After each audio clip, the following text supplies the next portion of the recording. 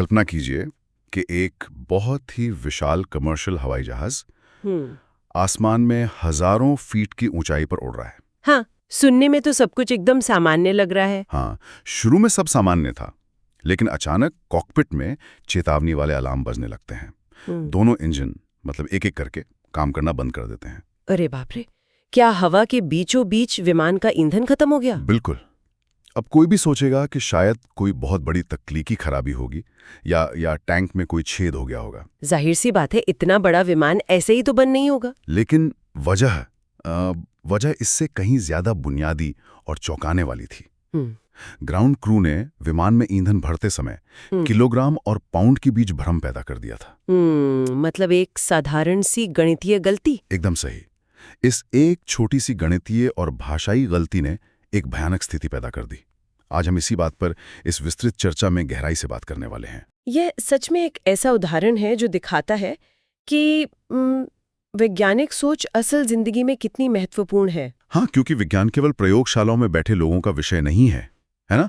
ये उस भाषा और नजरिए के बारे में है जिससे हम अपनी वास्तविकता को समझते हैं और कभी-कभी अपनी जान भी बचाते हैं। बिल्कुल। अक्सर जब लोग विज्ञान के बारे में सोचते हैं तो उनके दिमाग में सफेद कोट पहने वैज्ञानिक या भारी भरकम टेलीस्कोप आते हैं। जो कि एक बहुत ही सीमित नजरिया है। एकदम, क्योंकि विज्ञान का असली अर्थ यह जानना नहीं है कि हम क्या जानते हैं, बल्कि यह जानना है कि हम चीजों को कैसे जानते हैं। मतलब ये एक लगातार चलने वाली प्रक्रिया है, कोई अंतिम सत्य नहीं। ठीक है, आइए इसे थोड़ा विस्तार से समझते हैं। आज की हमारी इस चर्चा का जो आधार है वो एक ऐसी जगह से आता है जिसे हम अक्सर बहुत हल्के में लेते हैं। अच्छा, वो क्या है? वो है कक्षा 9 की विज्ञान की पाठ्य पुस्तक एक्सप्लोरेशन का पहला अध्याय। अरे वाह, मतलब हम एकदम बेसिक्स पर जा रहे हैं। हाँ, लेकिन हम इसे स्कूल के बच्चों के नजरिए से नहीं बल्कि एक दार्शनिक आधार के रूप में देख रहे हैं।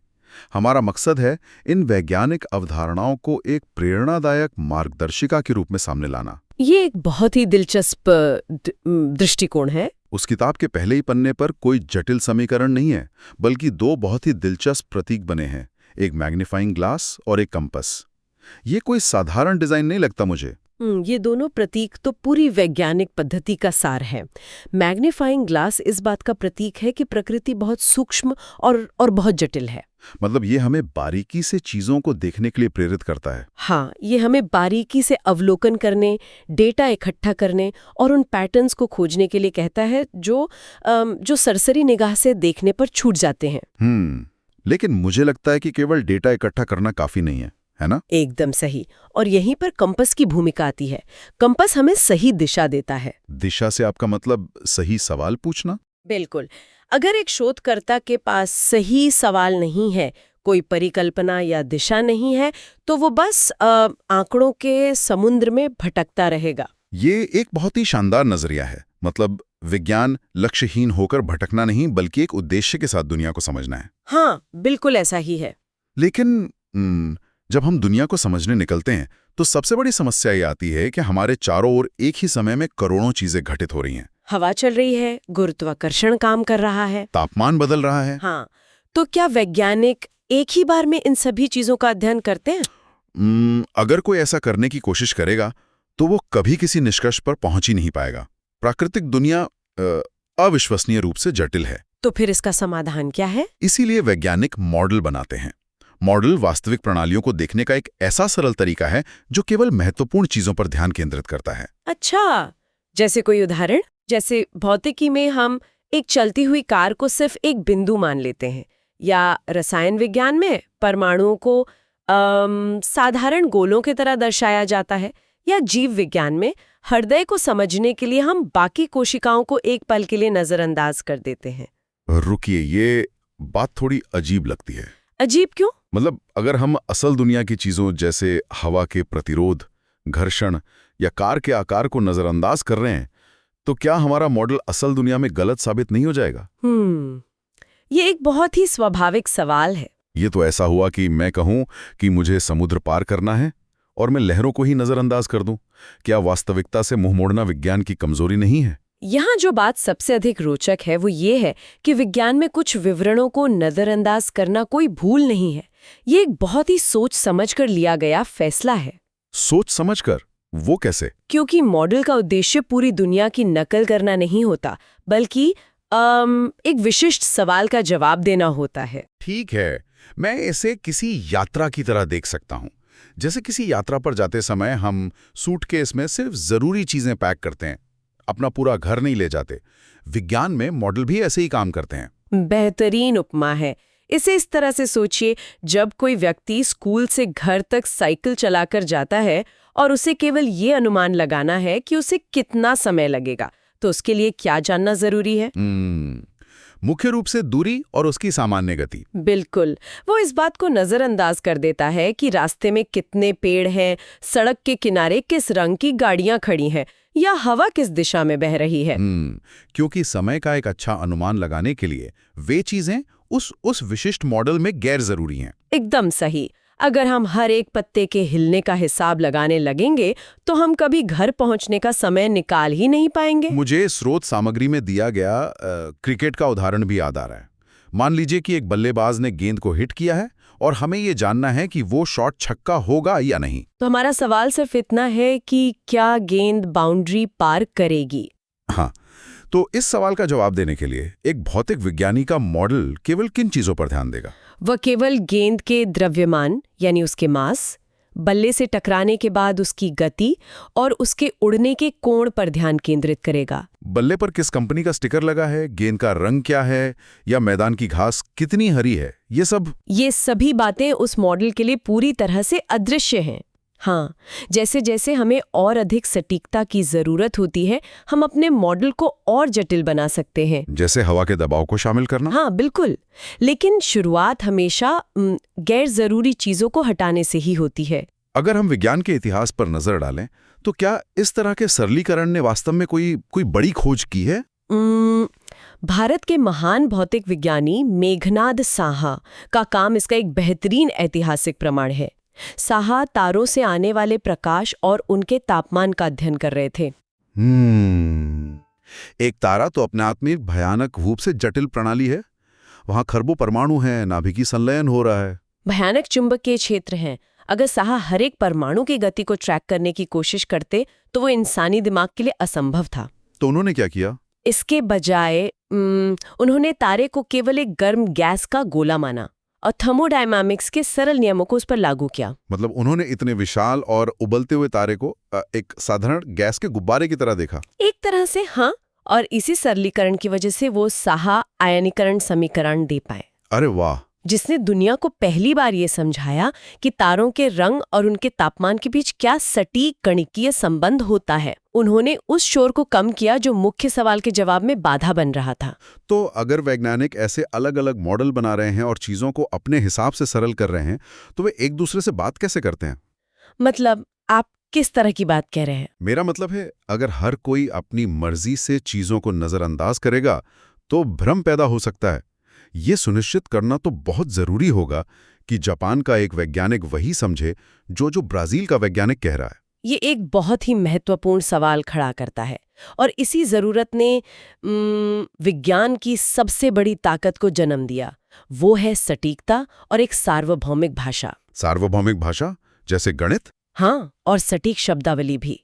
रोजमर्रा की जिंदगी में हम बल या कार्य जैसे शब्दों का इस्तेमाल बहुत ढीले ढाले तरीके से करते हैं। हाँ, जैसे हम कह देते हैं कि आज मैंने बहुत काम किया, भले ही हम दिन भर सिर्फ कुर्सी पर बैठे रहे हों। बिल्कुल।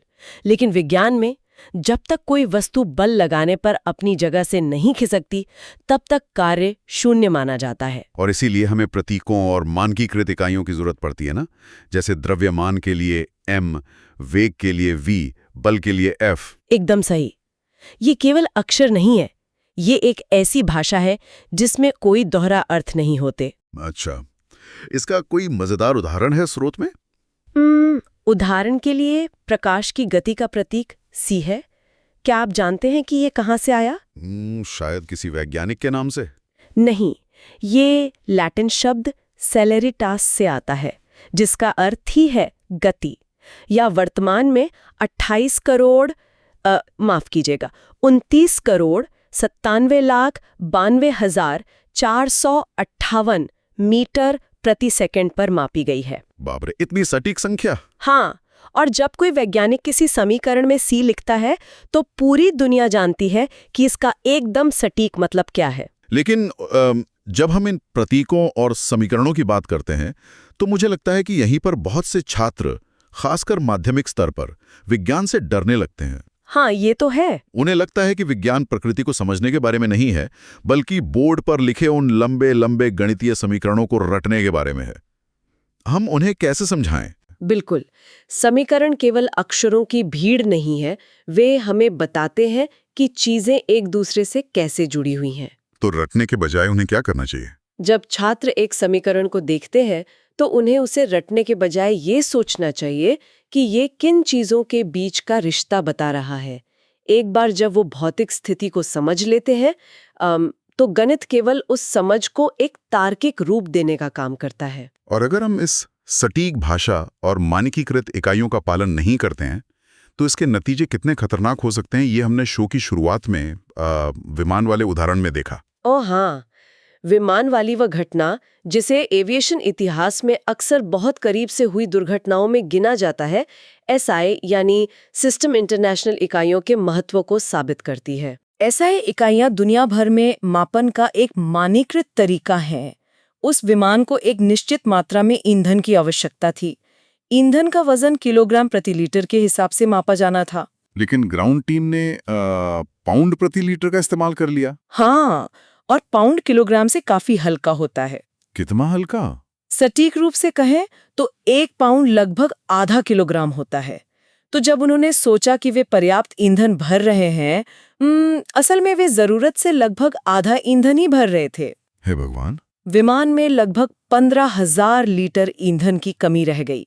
ये घटना स्पष्ट रूप से दिखाती है कि विज्ञान की भाषा में एक छोटी सी अनुवाद की गलती केवल कागजों पर नहीं रहती, ये जीवन और मृत्यु का सवाल बन सकती है। यहाँ बात सच में बहुत दिलचस्प हो जाती है। हमारे पास दुनिया को सरल बनाने के लिए मॉडल हैं, बात करने के लिए सटीक इकाइयाँ और गणित की भाषा है। लेकिन इन सब का अंतिम लक्ष्य क्या है? आप ही बताइए। मुझे लगता है कि विज्ञान का काम केवल चीजों का वर्णन करना नहीं है, बल्कि ये समझना है कि चीजें ऐसी क्यों हैं, और यहीं पर नियम और सिद्धांत आते हैं। एकदम सही पकड़ा आपने। विज्ञान में नियम और सिद्धांत के बीच का अंतर समझना बहुत आवश्यक है, क्योंकि आम लोग अक्सर इन्हें एक ही मान लेते हैं। तो फिर नियम क्या है? एक नियम ये बताता है कि प्रकृति में क्या पैटर्न है। उदाहरण के लिए, जब आप बस में बैठे होते हैं और बस अचानक रुकती है तो आपको आगे की तरफ झटका लगता है। हाँ, ये तो न्यूटन का नियम है। बिल्कुल, ये हमें स्पष्ट रूप से बताता है कि जब कोई चीज गति में होती है तो वो गति में ही रहना चाहती है। ये क्या का जवाब है। तो फिर सिद्धांत यानी थ्योरी क्या है? सिद्धांत इस बात की व्याख्या है कि वो नियम काम क्यों कर रहा है। सिद्धांत इससे एक कदम आगे जाता है। जैसे गुरुत्वाकर्षण। हाँ, गुरुत्वाकर्षण का नियम हमें बताता है कि सेब जमीन पर गिरेगा, लेकिन आइंस्टीन का सामान्य सापेक्षता का सिद्धांत हमें समझाता है कि ब्रह्मांड में द्रव्यमान स्पेस और समय को मोड़ देता है, जिसकी वजह से सेब नीचे गिरता है। एक बहुत बड़ी गलतफहमी यह है कि आम बोलचाल में हम थ्योरी शब्द का इस्तेमाल एक अटकल या तुक्के के रूप में करते हैं। जैसे कोई कह सकता है, मेरी थ्योरी है कि आज बॉस गुस्से में क्यों है। हाँ, लोग अक्सर ऐसा कहते हैं, लेकिन विज्ञान में थ्योरी का मतलब ये बिल्कुल नहीं है। तो क्या है? विज्ञान में एक सिद्धांत रातों रात नहीं बनता। ये सालों के परीक्षणों, ठोस सबूतों और बार बार की गई जांच के बाद स्थापित होता है। और सबसे महत्वपूर्ण बात, एक अच्छा वैज्ञानिक सिद्धांत केवल पिछली घटनाओं को नहीं समझाता, बल्कि भविष्य की भविष्यवाणी भी करता है। भविष्यवाणी? लेकिन विज्ञान कोई ज्योतिष तो है नहीं जो भविष्य बताएगा। नहीं, ये साक्ष्यों पर आधारित भविष्यवाणी है। स्रोत सामग्री में मेघना और वर्षा का एक बहुत ही व्यावहारिक उदाहरण है। अच्छा, वो क्या है? वर्षा आसमान में काले बादल देखकर कहती है कि आज बारिश होगी। ये एक सामान्य अवलोकन है। लेकिन मेघना, जो वैज्ञानिक सोच रखती है, वो केवल बादलों के रंग पर निर्भर नहीं करेगी। तो वैज्ञानिक दृष्टिकोण क्या मांग करता है? मेघना पिछले बारिश के डेटा को देखेगी। वो मापेगी कि हवा में आर्द्रता कितनी है, क्या ये 80% से ऊपर है।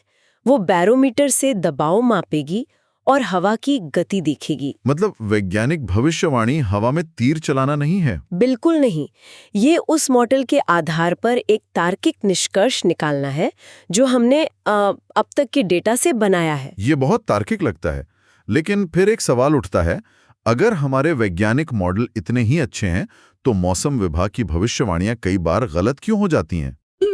ये हाँ तो हर कोई पूछता है। हाँ, हम सभी ने ऐसे दिन देखे हैं जब पूर्वानुमान में साफ मौसम बताया गया हो और अचानक भारी बारिश शुरू हो जाए। क्या ये विज्ञान की विफलता है? अगर हम इसे व्यापक दृष्टिकोण से जोड़कर देखें तो ये विज्ञान की विफलता नहीं बल्कि प्रकृति की जटिलता है। मौसम एक ऐसी प्रणाली है जो केओस थ्योरी के तहत काम करती है। Chaos theory? इसका क्या मतलब हुआ? इसका मतलब है कि शुरुआत में हुई एक बहुत ही मामूली सी चूक, मान लीजिए कि किसी जगह की आर्द्रता को मापने में 1% के 1000वें हिस्से की गलती हो गई, वो गलती समय के साथ बढ़ती जाती है। ओहो। हाँ, 1 या 2 दिन की भविष्यवाणी काफी सटीक होती है, लेकिन 7 या 10 दिन बाद वो छोटी सी गलती एक बहुत बड़े बदलाव में बदल जाती है। और विज्ञान की खूबी ये है कि जब भविष्यवाणी गलत साबित होती है तो वैज्ञानिक ये नहीं कहते कि प्रकृति गलत है। बिल्कुल, वे अपने मॉडल को सुधारते हैं। गलतियां विज्ञान को कमजोर नहीं करती, बल्कि उसे खुद को सुधारने का मौका देती हैं। ये एक ऐसा लचीलापन है जो हमें भ्रामक सूचनाओं से भी बचाता है, खासकर सोशल मीडिया पर। बिल्कुल, आज के डिजिटल युग में जहां रोज नए दावे वायरल होते हैं, ये वैज्ञानिक सोच एक ढाल का काम करती है। एक बहुत ही आम दावा इंटरनेट पर घूमता है कि सूर्य ग्रहण के दौरान खाना विषैला हो जाता है। हाँ, और कहा जाता है कि उस समय कुछ नहीं खाना चाहिए या बना हुआ खाना फेंक देना चाहिए। अब अगर हम अपनी वैज्ञानिक सोच यानी मैग्नीफाइंग ग्लास और कंपास का इस्तेमाल करें तो हम इस दावे की जांच कैसे करेंगे? हम सबसे पहले सवाल पूछेंगे। हम ग्रहण के भौतिक तंत्र को देखेंगे। ग्रहण क्या है? यह केवल खगोलीय पिंडों, सूर्य, पृथ्वी और चंद्रमा की परछाइयों का खेल है? फिर हम पूछेंगे, क्या ग्रहण के दौरान पृथ्वी पर तापमान में कोई ऐसा अचानक बदलाव आता है जो बैक्टीरिया को तेजी से बढ़ा दे? जवाब है नहीं। और क्या सामान्य दिनों में जब खाने पर किसी चीज की परछाई पड़ती है तो वो खराब हो जाता है? बिल्कुल नहीं। तो भौतिक, रासायनिक या जैविक रूप से कुछ भी ऐसा नहीं बदल रहा है जो खाने को अचानक विषैला बना दे। ये सोचने का तरीका हमें डर से बाहर निकालता है और ये हमें आलोचनात्मक सोच की ओर ले जाता है। अभी तक हमने सटीकता और सटीक गणित की बात की है, लेकिन विज्ञान का एक और बहुत ही दिलचस्प पहलू है जो उसका एकदम उल्टा लगता है। आप किस पहलू की बात कर रहे हैं? अनुमान लगाने का कौशल। एस्टिमेशन। हाँ, लेकिन हमने तो अभी कहा कि विज्ञान सटीकता मांगता है, तो ये अनुमान लगाना कहाँ से आ गया? देखिए, हर स्थिति में एकदम सटीक संख्याओं की जरूरत नहीं होती। कई बार हमें यह समझना होता है कि कोई घटना किस पैमाने पर हो रही है, और एक वैज्ञानिक दिमाग बिना भारी मशीनों के भी तार्किक अनुमान लगा सकता है। मुझे ये हिस्सा सबसे ज्यादा पसंद है। चलिए एक वास्तविक उदाहरण लेते हैं जो स्रोत सामग्री में है। अगर मैं पूछूं कि हम इंसान एक दिन में कितनी हवा अपनी सांसों के जरिए अंदर लेते हैं, तो ये एक ऐसा सवाल लगता है जिसके लिए किसी अस्पताल की मशीन की जरूरत होगी। हाँ, लेकिन इसे हम गणितीय तर्क से हल कर सकते हैं, है ना? बिल्कुल। चलिए इस अनुमान को कदम दर कदम समझते हैं। सबसे पहले, एक व्यक्ति आराम की स्थिति में 1 मिनट में कितनी बार सांस लेता है? औसतन 12 से 15 बार। ठीक है, अब हम दिन भर के कुल मिनटों की गणना करते हैं। 24 घंटे, हर घंटे में 60 मिनट, यानी एक दिन में कुल 1440 मिनट होते हैं। तो अगर हम 1440 को मान लीजिए 14 सांसों से गुणा करें तो ये लगभग 20,000 सांसें प्रतिदिन होता है। ठीक है, 20,000 बार हम सांस लेते हैं, लेकिन हवा की मात्रा कितनी है? इसके लिए हमें आयतन यानी वॉल्यूम का अनुमान लगाना होगा। यहीं पर रोजमर्रा की चीजों का मॉडल काम आता है ना? हाँ, एक सामान्य पार्टी वाले गुब्बारे को लीजिए। उसे पूरी तरह फुलाने में हमें करीब 4 से 5 बार गहरी सांस छोड़नी पड़ती है। और उस गुब्बारे का आयतन करीब 2 लीटर होता है। इसका मतलब है कि हमारी एक सामान्य सांस में लगभग आधा लीटर हवा होती है। और अब हमारे पास दोनों जरूरी आंकड़े हैं, एक दिन में 20,000 सांसें और हर सांस में आधा लीटर हवा। इसका सीधा सा मतलब है कि हम एक दिन में लगभग 10,000 लीटर हवा अपने फेफड़ों के अंदर लेते हैं। ये एक बहुत ही विशाल मात्रा है और आपने इसे बिना किसी उपकरण के केवल तर्क और बुनियादी गणित से निकाल लिया। ये सच में अद्भुत है। यही अनुमान का कौशल हमें ये भी बता सकता है कि 4 लोगों के परिवार के लिए 1 महीने में 100 ग्राम चावल क्यों पर्याप्त नहीं है और 5 टन चावल क्यों बहुत ज्यादा है। क्योंकि अगर हमें एक वयस्क की 2000 किलो कैलोरी की दैनिक जरूरत को समझते हैं तो हम आसानी से एक तार्किक सीमा तय कर सकते हैं। ये बहुत ही सशक्त महसूस कराता है। बिल्कुल। और जब हम सांस लेने या भोजन की बात कर रहे हैं तो ये स्पष्ट हो जाता है कि प्रकृति हमारी तरह विज्ञान को अलग अलग विषयों में नहीं बांटती। प्रकृति को नहीं पता कि भौतिकी कहाँ खत्म होती है और जीव विज्ञान कहाँ से शुरू होता है। ये एक बहुत ही गहरी बात है। माध्यमिक स्तर पर छात्र अक्सर सोचते हैं कि वे आज सिर्फ रसायन विज्ञान पढ़ रहे हैं, उसका भौतिकी से कोई लेना देना नहीं है। जबकि ऐसा नहीं है। बिल्कुल नहीं। असल दुनिया की हर समस्या अंतः विषय है। कोविड महामारी के दौरान इस्तेमाल किए गए सर्जिकल मास्क का ही उदाहरण ले लीजिए। देखने में तो ये सिर्फ कपड़े का एक साधारण सा टुकड़ा लगता है। हाँ, लेकिन इसके पीछे विज्ञान की कई शाखाएं एक साथ काम कर रही हैं। तो फिर ये मास्क काम कैसे करता है? मतलब ये कोई चाय छानने वाली छलनी तो है नहीं कि जिसमें बड़े कण रुक जाएं और छोटे निकल जाएं। एक वायरस तो इतना छोटा होता है कि वो मास्क के छेदों से आसानी से निकल सकता है। यहीं पर विज्ञान का संगम होता है। सबसे पहले इसमें रसायन विज्ञान काम आता है। मास्क के अंदर पॉलीप्रोपाइलीन नामक एक पॉलीमर फाइबर का इस्तेमाल होता है। अच्छा। इन फाइबर्स को इस तरह से बुना जाता है कि वे एक सीधा रास्ता नहीं बनाते बल्कि एक बेहद जटिल भूल भुलैया बनाते हैं। जब हवा इस भूल भुलैया से गुजरती है तो कण इधर-उधर टकराते हैं। लेकिन वायरस फिर भी बहुत छोटे होते हैं, वे तो नहीं टकराएंगे। इसलिए भौतिकी मैदान में आती है। मास्क के फाइबर्स में एक इलेक्ट्रोस्टैटिक चार्ज होता है।